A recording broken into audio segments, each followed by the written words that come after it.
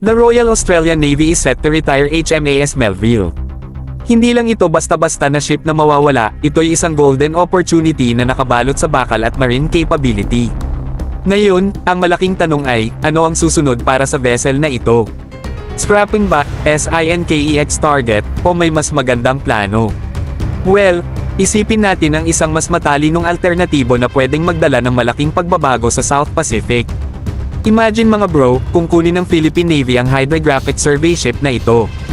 Bakit? Kasi swak na swak ito sa kanilang current naval strategy at fleet expansion needs. Isipin nyo, ang BRP Gregorio Velasquez, na dating kilala bilang USNS Melville, ay nagsisilbing nag-iisang major hydrographic vessel sa kanilang fleet. Ang pagdagdag ng HMAS Melville ay maaaring mag-boost ng kanilang marine research at survey capabilities ng malaki. Maraming benefits dito mga bro.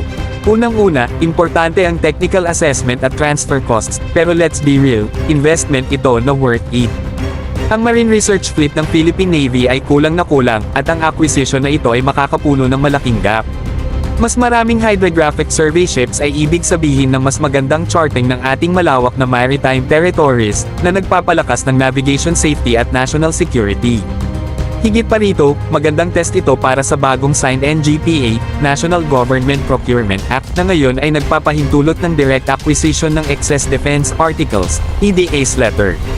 Isang pagkakataon ito para mapabilis ang procurement processes at ipakita ang efficiency ng bagong legislative framework na ito. Sa madaling salita, ang acquisition ng HMAS Melville ay maaaring mag-set ng precedent para sa future defense procurements, proving na ang NGPA ay kayang mag-deliver ng totoong assets ng mabilis at epektibo.